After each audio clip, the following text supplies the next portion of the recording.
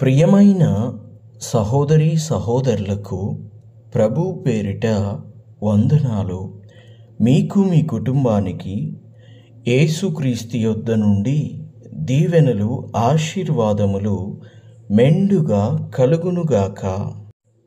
ఈరోజు యేసుక్రీస్తు యొద్ద నుండి మీకు బంగారు మాట, దేవుని వాగ్దానము.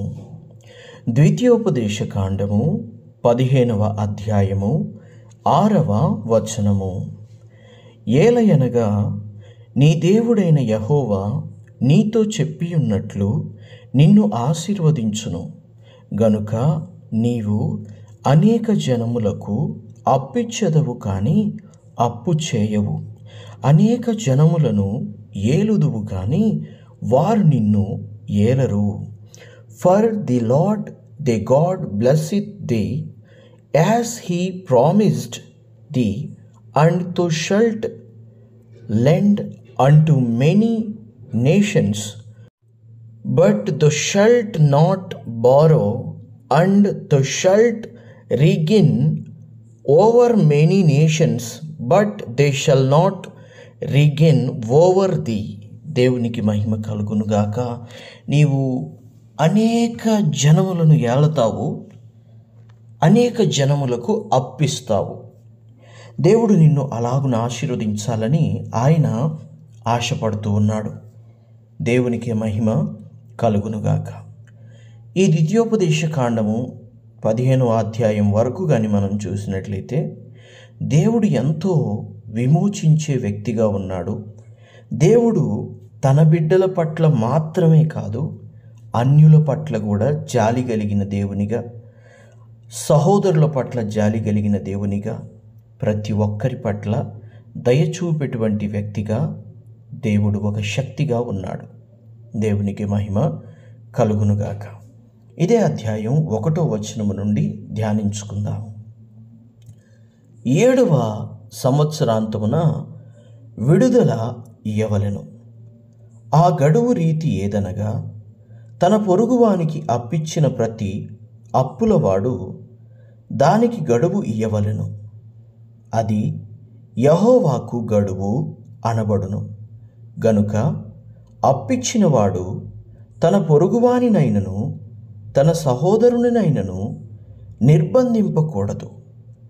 అన్యుణ్ణి నిర్బంధింపవచ్చును గాని నీ సహోదరునిని, నీ యొద్దనున్న దానిని విడిచిపెట్టవలెను.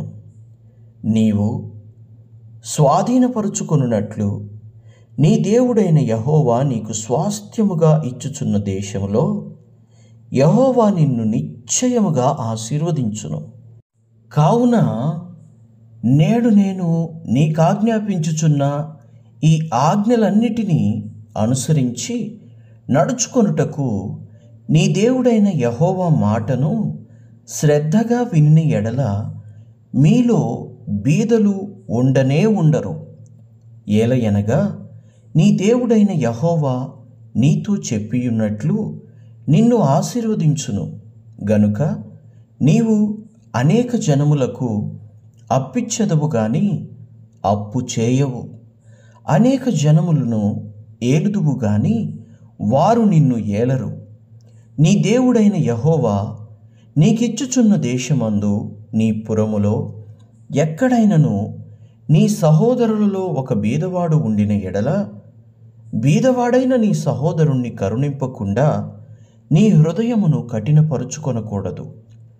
నీ చెయ్యి ముడుచుకొనక వాని కొరకు అవశ్యముగా చెయ్యి చాచి వాని అక్కర చొప్పున ఆ ఎక్కరకు చాలినంత అవశ్యముగా వానికి అప్పియ్యవలెను. విడుదల సంవత్సరమైన 7వ సంవత్సరము సమీపమైనదని చెడ్డ తలంపు నీ మనసులో పుట్టక ఉండునట్లు జాగ్రత్త పడుము. బీదవాడైన నీ సహోదరుని ఎడల కటాక్షము చూపక నీవు వానికేమియు ఇయ్యకపోయిన ఎడల వాడొకవేళ నిన్ను గూర్చి యెహోవాకు మొర్రపెట్టును, అది నీకు పాపమగును. నీవు నిశ్చయముగా వానికి ఇయ్యవలెను. వానికిచ్చినందున మనసులో విచారింపకూడదు. ఇందువలన నీ దేవుడైన యెహోవా నీ కార్యములన్నిటిలోనూ నీవు చేయు ప్రయత్నములన్నిటిలోనూ నిన్ను ఆశీర్వదించును. బీదలు దేశంలో ఉండక మానరు. అందుచేత నేను నీ దేశంలోనున్న నీ సహోదరులకు దీనులకును బీదలకును అవశ్యముగా నీ చెయ్యి చాపవలెనని నీకు ఆజ్ఞాపించుచున్నాను. మీ సహోదరులలో హెబ్రీయుడే గాని హెబ్రీయురాలే గాని నీకు అమ్మబడి 6 సంవత్సరములు నీకు దాస్యము చేసిన ఎడల 7వ సంవత్సరమున వాణ్ణి విడిపించి నీ యొద్ద నుండి పంపివేయవలెను. అయితే వాణ్ణి విడిపించి నీ యొద్ద నుండి పంపివేయునప్పుడు నీవు వట్టి చేతులతో వాణ్ణి పంపివేయకూడదు.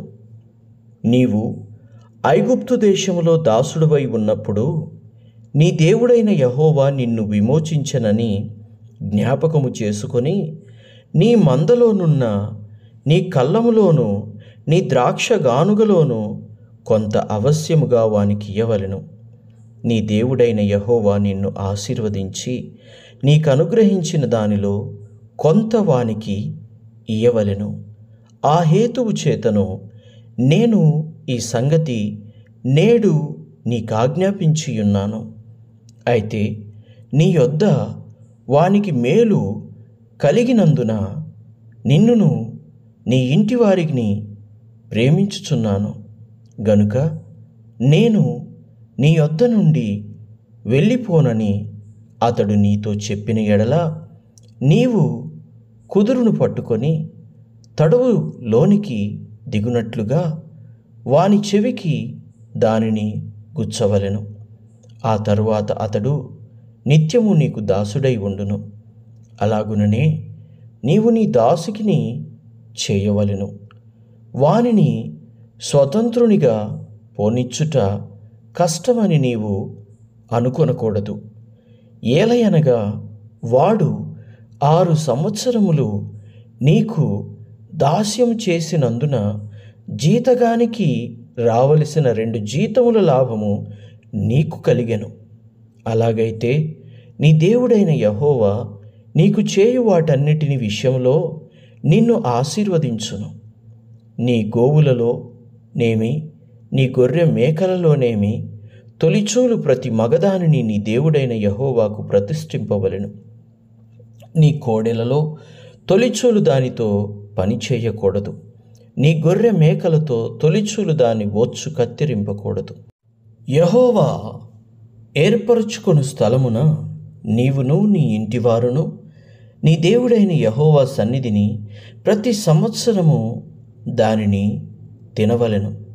దానిలో లోపము అనగా దానికి కుంటితనమైనను గ్రుడ్డితనమైనను మరి ఏ లోపమైనను ఉండిన ఎడల నీ దేవుడైన యెహోవాకు దానిని అర్పింపకూడదు. జింకను దుప్పిని తినునట్లు నీ పురములో పవిత్రులు దానిని తినవచ్చును. వాటి రక్తమును భూమి మీద నీవు తినకూడదు. నీళ్ల వలె భూమి మీద దానిని పారబోయవలెను. దేవునికి మహిమ కలుగునుగాక. ఈ విన్నంతటి వాక్యంలో దేవుడు మనిషికి కొన్ని కండిషన్స్ పెడుతూ ఉన్నాడు. ఆ కండిషన్స్ ఏమిటంటే, మొదటిగా దాసుల గురించి, అప్పిచ్చిన వారి గురించి చెప్పాడు. అక్కడ ఎంత బాగా ఉందో చూడండి. నీ సహోదరులలో ఎవరైనా భేదవారు ఉంటే మాత్రం ఖచ్చితంగా చెయ్యి చాచి సహాయం చేయాలని దేవుడు చెప్తూ ఉన్నాడు.